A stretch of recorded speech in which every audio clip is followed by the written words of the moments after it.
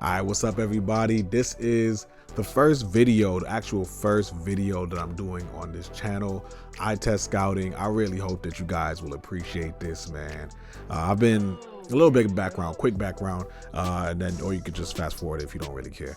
But quick background, what we're doing here, I want to be able to because I believe that a lot of scouts, they do their job. Don't get it twisted. It's hard. They work hard. They're not around family as much. They're doing things. They're running around. And I think a lot of scouts do their job. And I do think a lot of other scouts do try to do their job, but may not be as aware of the sides of basketball as maybe sometimes the players, right? Like, scouts and you got people who speak about basketball and talk about it, and they cover stories that they hear or they see things, or just the news people or what have you. And I personally just wanted to be able to do this as a basketball player myself.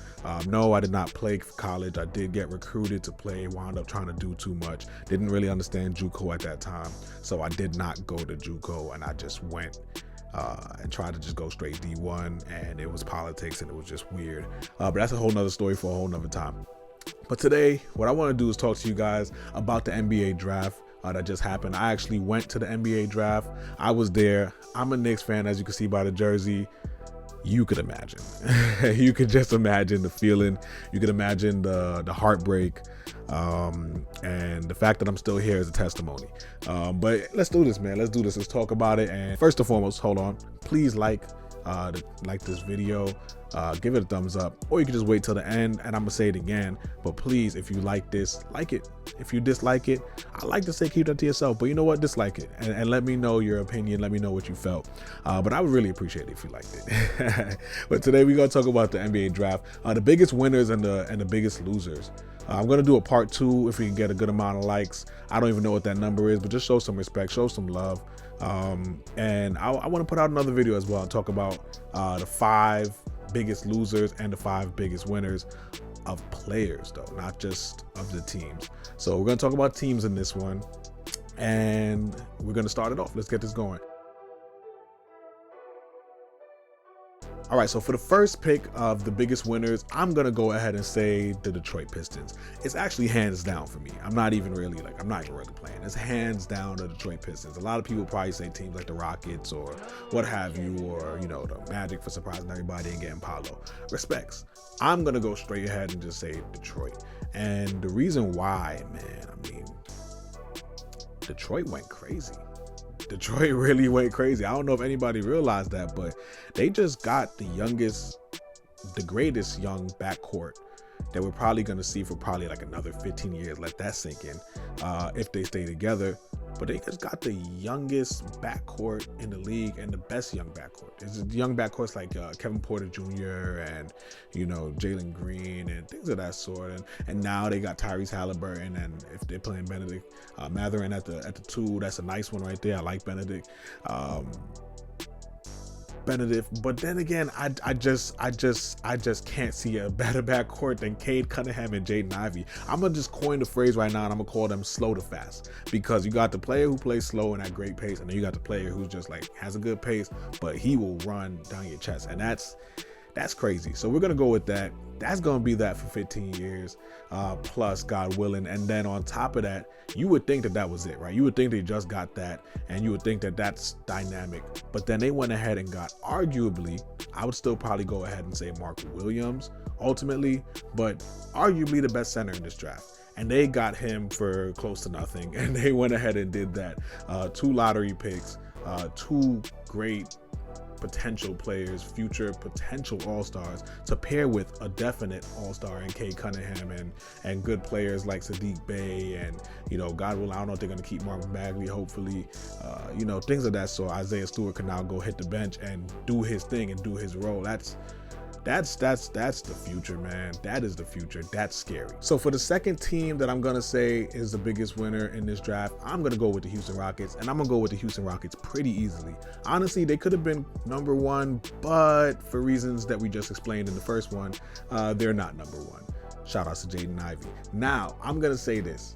If you ever heard somebody tell you that a team, this is pre-draft, that a team would be able to draft Tari Eason, Jabari Smith, and Ty Washington, you would believe that they had 3 lottery picks. Not just first round picks, 3 lottery picks. They didn't. They had 1, and they got those 3 players out of that 1 lottery pick. That's insane to me. I don't understand it. So you get Jabari. Let's not forget Jabari. He fell, but he still is a number 1 talent, and he is a big bucket, and he's 6'10", and he is a super shooter.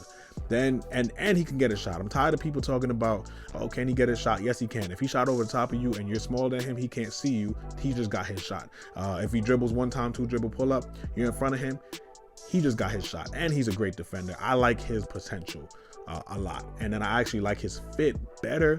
Honestly, people said they like Paolo better next to Jalen and Jabari. I don't agree. I think that, next to Jalen and Kevin Porter Jr., I don't agree. I think that this is a better fit. I think this spreads the floor more. And I think it makes it better for them to play him with Tari Eason because Tari and Paolo is a little clunky. Now, I'm going to say this. For me, that's a big steal to get Ty Washington at number 29. That's insane. But to me, that's just crazy. They did a great job, and I feel bad for Jay Sean Tape. I really do, because he just lost his spot for sure, at least in the starting rotation. But it's for the better. They did the right thing. My number 3 selection for the biggest winners of this draft, I'm gonna go ahead and say Oklahoma City. And I know people are gonna have debates and they're gonna talk about Chad and his weight. And honestly, I haven't really, since that kind of switched around. I never thought there was going to be a possibility where Chet would be available and Jabari would be available at number 2. I never thought that was a possibility. So I haven't really sat down with the thought of whether Jabari or Chet, when available, is a better choice for the Thunder. So that's kind of hard for me. I didn't really sit with that. But they did get Chet Holmgren. Nice. Now, that works. I think I think he's a killer. I think he's ready to go. I think he's probably not going to get much bigger, but I still think he's a killer. I still think he has the skills. He has to be a power forward, in my opinion, at least at this size. But it doesn't matter. They got Chet Holmgren. That's not something to be mad about. And on top of that, they went ahead and got Jalen Williams, who I love. I got some questions about the fit with all those guards, but I love Jalen Williams. I probably honestly would have considered going Mark Williams or Jalen Duren. Get your center of the future right there. Pair him up with Cade. Pair him up with Chet and give Chet a better position to play, off in a power forward position. But they decided to go that direction. I'm just kind of a little iffy about how it really fits. But Jalen Williams is amazing. I love Jalen Williams. I think he's a great player. And I can't say enough about him. Then you go ahead and get Ousmane Dieng, and thank God, because I thought the Knicks drafted you for a second, but I knew that it was a trade at that point. It was just so different, and it seemed like such a Thunder pick, and it still seems like such a Thunder pick because now he can just go out there and run. I think he's a little less raw than people think, but I also think he still has to develop, and I think he's in the perfect position to develop. So they did that, in my opinion. At number 4, I'm going to go with the San Antonio Spurs, who getting Jeremy Sohan, man, that's big time. I like it. I like it a lot. He's, to me, if you ask me, just the eye test, right? It's eye test scout. And if we're looking from the eye test, I would say he reminds me a lot of a Pascal Siakam on offense. A lot of people try to compare him to Draymond. I don't quite see it because I think he has more offensively in terms of his jump shot when it comes together, especially now he's on the Spurs. That will happen. His jump shot comes together. The way that he is, how fast he is, just off the top of the 3-point line, kind of doing a lot of cross jabs or just trying to go into with a cross jab crossover, trying to get into the paint. Just the way that he moves, I feel like it's a little Pascal Siakam-esque. Ben Simmons coming down the lane-esque. But I believe he has a better chance to have a better jump shot. So he's kind of like Ben Simmons with Pascal Siakam mixture.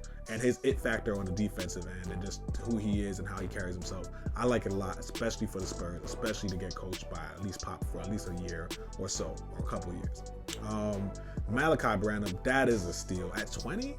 I mean, come on, 20? That's crazy. That's crazy. That's insane. Malachi Branham, that's a steal. And honestly, I'm always iffy about how that works because getting Blake Wesley and having him and then putting them into the mix of all of those guards that you have, that's a little iffy, but at the end of the day, good problem to have in a sense. I really like Malachi Branham. I really like Blake Wesley. And hear me out, I think that he can kind of be that kind of player like a Jaylen Brown. He's a guard. They say he's a guard.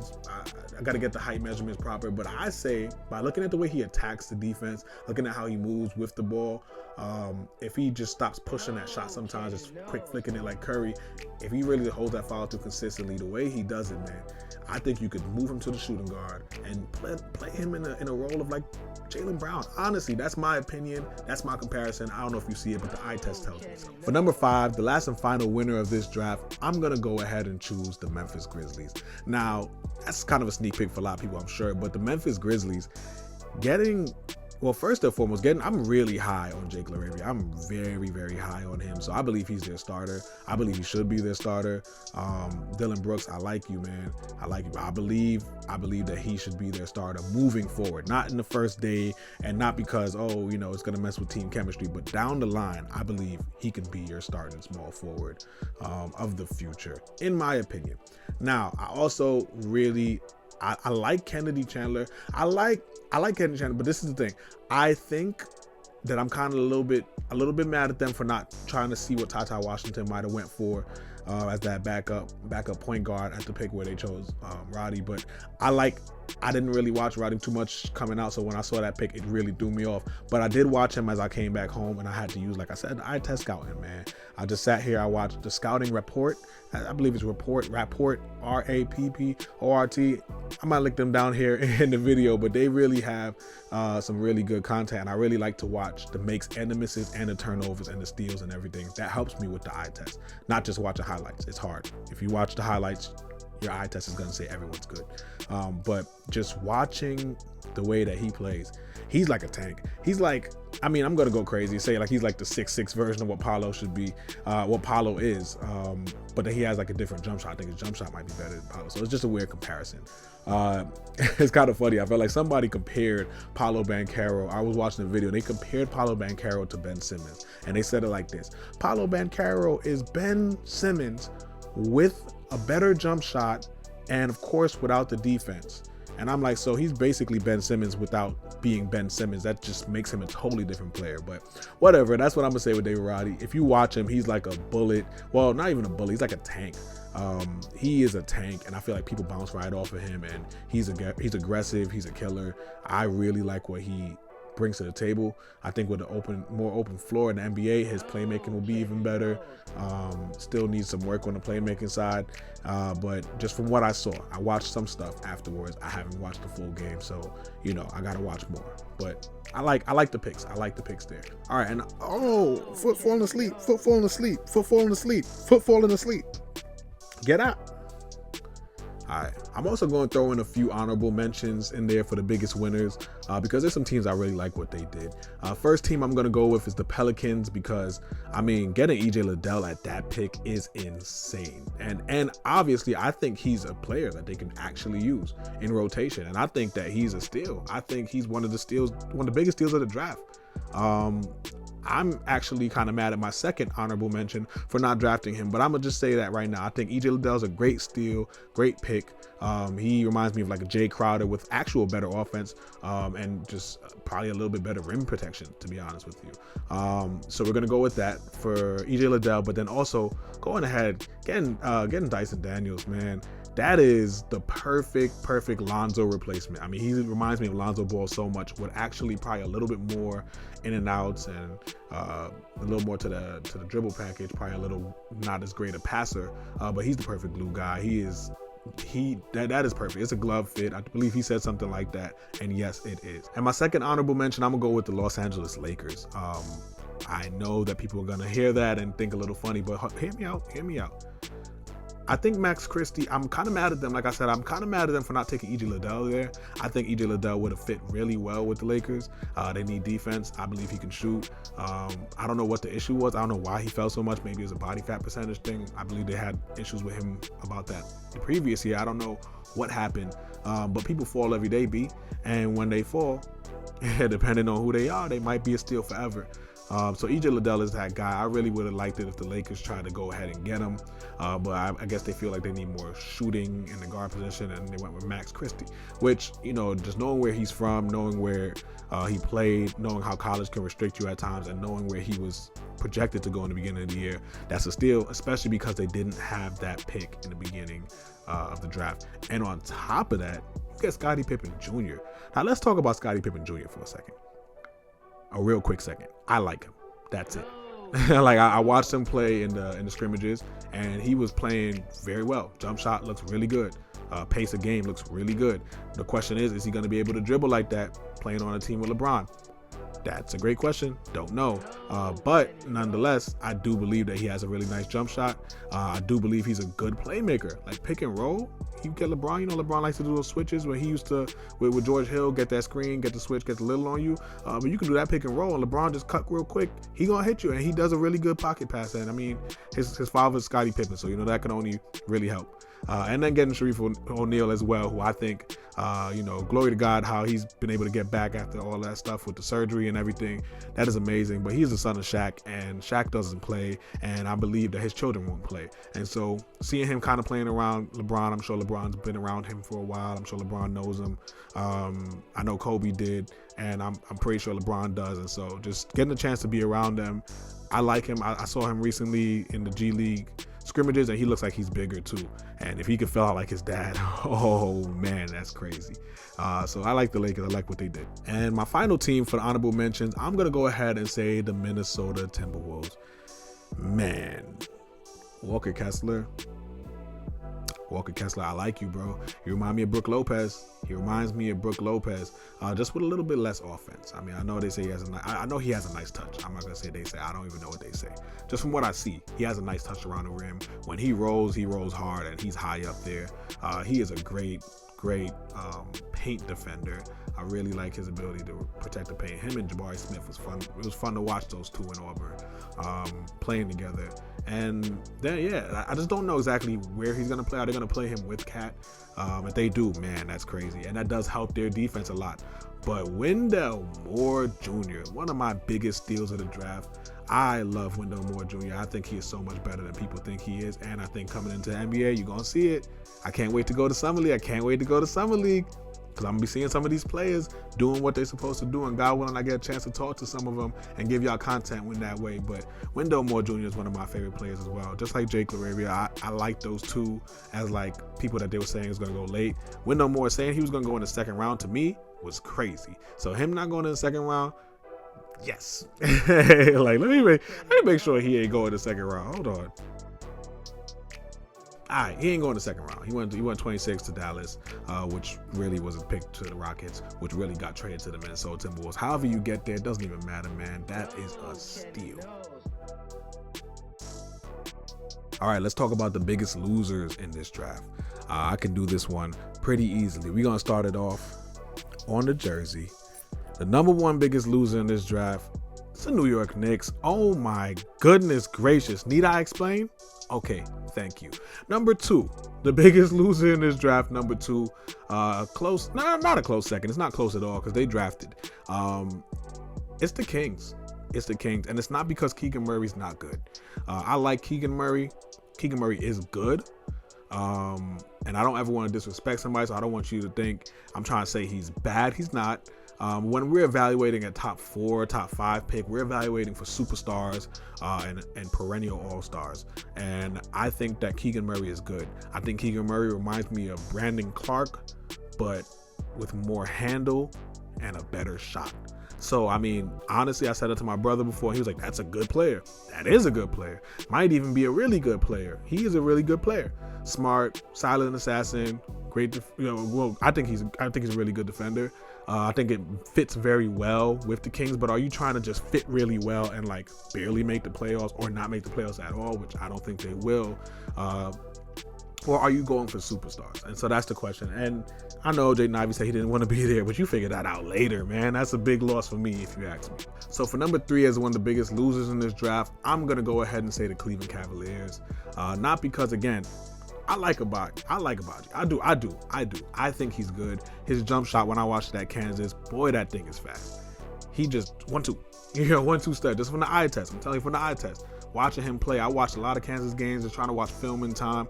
He, oh my goodness, his footwork is fast and his cutting is great and his athleticism is amazing. And I think that does well in the NBA. I think he reminds me of a more consistent version of Josh Richardson, which is good, which is really good. Josh Richardson, if you remember correctly, was a second rounder, but he was a really good player when he came to the league, and even when he played for Miami for them years, he looked like he might have been something. And I really like that potential for Oshai, and I really think that playing alongside Darius and them will be good for him. But they're getting him to be a role player. That's the truth. And I don't know if you need to get a role player at that pick, because you have Lauri Markkanen, who I like a lot. But I mean, is he a superstar? Is he like a perennial all-star? Who knows? You got Jared Allen, who's a good big man, but he does what he does. There's players like him in the league. He's maybe not as efficient, but he does what he does really, really well. Then you have Darius Garland, who's your star for sure. After that, you have Evan Mobley. Well, with that, you have Evan Mobley, who's your star for sure. Evan Mobley, Darius Garland, and then you have your center, who's just really, really, really solid, all-star level, Jared Allen. And then, what do you want to have your shooting guard and your small forward be really good role players, or are you looking for maybe another star? And so I guess, I don't know. I guess sometimes it's just fit. So I guess getting Abaji was good, but I really would have went for Wendell Moore Jr. In my opinion. That's just me personally. Let's see how that pans out. Being that he's gonna have a starting role, he has a better chance to show more. So let's see. With number 4, I'm gonna go ahead and talk about the Nuggets. I truly believe that the Nuggets did well. I like Christian Braun. I love his energy. Again, they're getting him to be a role player, which is actually not terrible, because of the people that are going to be coming back, like Michael Porter Jr., if he could stay healthy, and Jamal Murray. You have your stars. You really need high energy role players. You could still even go for one very close to star player. I'm thinking with Christian Braun at that pick, I like it. I'm not terrible about it, but I'm thinking, I believe didn't they lose their GM? Didn't they lose their GM to? I believe he went to the Minnesota. I think he went to Minnesota and drafted Wendell Moore and Walker Kessler, if I'm correct. But I mean, let me not even say nothing, but I believe so. And if so, that kind of would make sense as to why Minnesota did what Minnesota did and why they did what they did. And they got Christian Braun, and they went ahead and they got, I believe they got the young fella from UCLA. I like him. I watched his highlights. He looks a little bit raw, but I think he's gonna be better in the league. But I think at that next pick, I don't know if Christian Braun would have been available. Maybe not. But if he would have, I think you get him with the next pick. Try to go, not getting Branham at 20 from the Spurs. The Spurs got him right before him. I think they would have tried to go ahead and get him. But since they didn't, they got Christian. And I don't dislike it. I like him a lot. He's athletic. He's more athletic than I noticed. I didn't realize he was as athletic while I was watching the games. And then I started watching the highlights, and I'm like, oh, wait a minute. I realized he was a really good offensive rebounder. I realized he was a hustler. I realized he played hard, and he just had the swag. So I like it, but I think you could have probably even tried to see maybe EJ Liddell as well for the second pick that you had. I don't know, but I like it. It's just, to me, it's not a lot of big losers, so I kind of just had to go ahead and be picky. At number 5, I'm going to go ahead and put the Knicks. Again, I'm putting the Knicks as number 1 and number 5 because I'm hurt. The Knicks, I'm going to talk about y'all first. Either before the first one, I put y'all up there and I laughed about it. I let it go. But I'm going to explain. I do need to explain. Need I explain? I need to explain. All right, so the Knicks, you traded your picks. I don't understand. From Knicks fan to Knicks fans, or from Knicks fan to basketball connoisseur, I just want to say this. I don't understand why we trade the number 11 pick in a draft that I believe to be pretty deep and get nothing in the first round. I like what we did in the second round. Let me be pretty clear. I do like what we did in the second round with Trevor Keels, but what does that really do? Because Thibodeau does not really want to play a second round guard who's a bit undersized, who, he reminds me of Kyle Lowry, but I just don't. Will you play him? And then he kind of does similar things to what Deuce does. So are you going to play him? I don't think so. On top of that, we drafted nobody in the first round when we had a chance to get a star. potential star. We're gonna look back at it in about 3 years, and when we look back in 3 years, we're gonna say we could have got him, we could have got him, we could have got him, and it would have impacted our team enough for us to still somehow get the money to pay for Jalen Brunson. I'm not going into the future thinking I really wanted Jalen Brunson, but I did not really want Jalen Brunson at the expense of our 11th pick, so that we can get Jalen Brunson and have Julius Randle still, and then go into the playoffs thinking that we're gonna go anywhere but the middle of the pack, and then just wind up with no picks. I mean, we have picks future, but they're not really good picks, so we're gonna have to trade them away. What are we doing? I don't know, but I'm gonna say today that it's a bad pick. I'm not gonna say it's a bad draft for us down the line if we wind up using those picks in a big trade to get like Donovan Mitchell, and then we use more picks in the future to get another disgruntled star, and then we're looking really good, and then we're like, what were you mad about? But I'm gonna say today it hurts, and today it's a terrible draft for the New York Knicks. Now that my emotions have been riled up, I'm gonna go with an honorable mention. An honorable mention. I don't even agree with this, but I'm gonna go with an honorable mention, and I'm gonna say that a loser is the Houston Rockets, because I heard that they really wanted Chet. I mean, not Chet, excuse me. I heard that they really wanted Paolo, and I'm gonna use that as a loser for yourself. I don't think you're a loser though, because getting that boy Jabari, if y'all use him right, it could be a real problem. So, that's that for everything. I really appreciate y'all sitting here listening in on my first real video and just doing this right here for you guys. I really hope that you guys could understand it, appreciate it. Like I said, I'm not making this off of a bunch of stats. I try to actually stay away from tons of statistics. I do look at stats. I want to pay attention. I don't want to be like, oh, he just made this shot in the video, or he made this shot in the game I watched. He's a shooter. But usually I feel like stats, like if you play in a park and you guarding somebody, right? Let's just be honest. You'll know they're a shooter by the way that they're shooting. Well, I gotta see, like, I don't know the statistics of the people I play in the park, but when I play them, or the people I played when I was in high school, I didn't know their stats. I can just tell you don't want to leave him open by the way that he shot. I could tell by the way he was confident. I could tell by the way he played. I could tell by the way he carried himself on the court, by the way he stepped away from the ball, by the way he went to go get the ball, the way that he guarded. I could tell who you are. I can just tell.